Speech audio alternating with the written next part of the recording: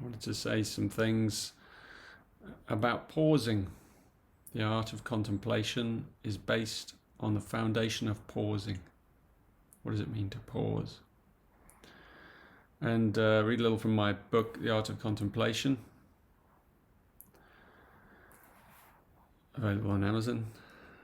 Creating pauses. A major part of the art of contemplation is to engage your own spirit of creativity. It's up to you how you create more pauses in your day. Pausing is a form of self-discipline, and it takes some time to re-imprint the habit in your life. However, once we've begun the process, it can be fun and revealing. So it's up to you, it's up to us. We have to find the pauses, we have to make them, we have to create them, we have to be quite creative in our thinking. We have to enjoy the process a little bit. It's a bit of a dance. And there are many types of pauses. Pausing does not necessarily mean that you have to stop moving and remain still. This is the real point I'd like to make today. This is only one aspect of pausing.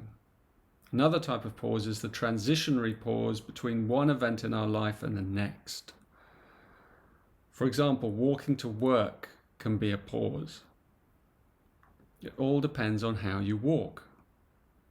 If you rush headlong down the street while at the same time gazing at your phone, this is not creating a pause.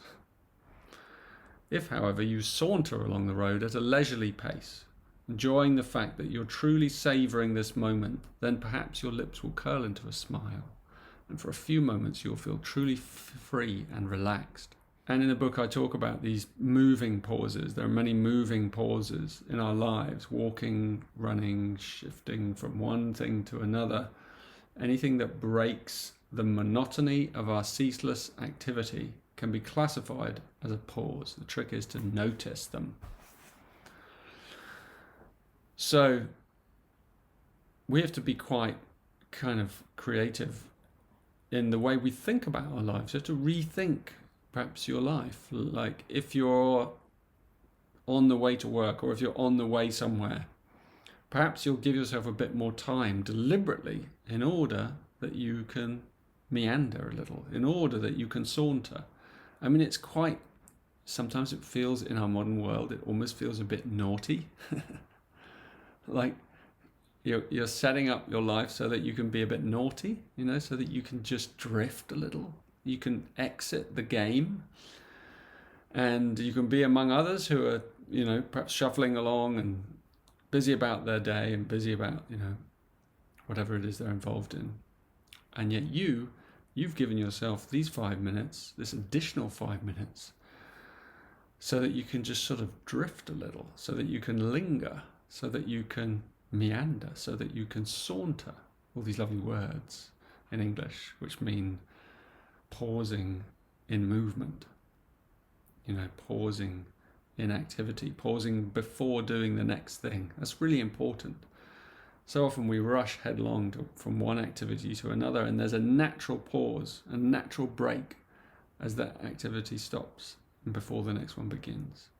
And the more we find these breaks, these natural patterns of flow, then the more poetic our life becomes, the more leisurely, the more dreamy in a way, the more romantic. Because we notice more around us. We pick up on the aesthetics, the beauty, the light, even on a grey day down here in England, if you're really paying attention, today's quite nice actually, but if you're really paying attention, there's such exquisiteness in the tonality of, the light as it falls on a branch or as it falls on, someone's face or on the dishcloth. It's like really noticing the sacred in the everyday. I mean, if any of you have ever taken plant medicine, whether it's magic mushrooms, psilocybin, or one of those things, you may remember moments where you see that. You see, because you're more dialed in, you see in the most mundane things absolute beauty. And this is not something that requires an additional chemistry. This is part of something that we can develop inside us. It's an aspect of our perception that we can enhance through the self-discipline that comes from the art of contemplation. Contemplation is an amazing tool because it is an art. It is not a science, it is an art. And like all art, we have to go back creatively into it anew each day. And we create something, we sculpt our day, our life, according to the poetic laws that we find, that we notice, that we see operating around us. So if you're in the midst of the city and the hubbub and the craziness, there's great, great beauty. In the dreariest office, in the greyest, exhausted faces of the train on the way home, there's great beauty.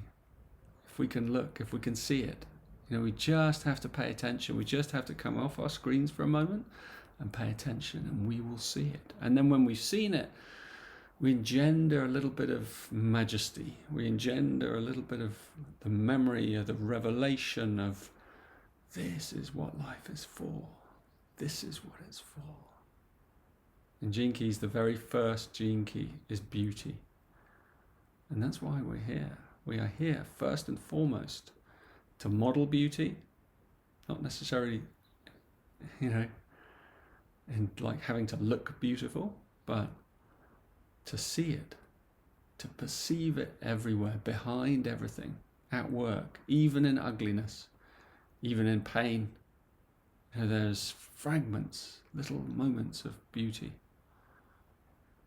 And the art of contemplation teaches us how to see them. And that's what makes it one of the most treasured and overlooked of arts, of all the arts.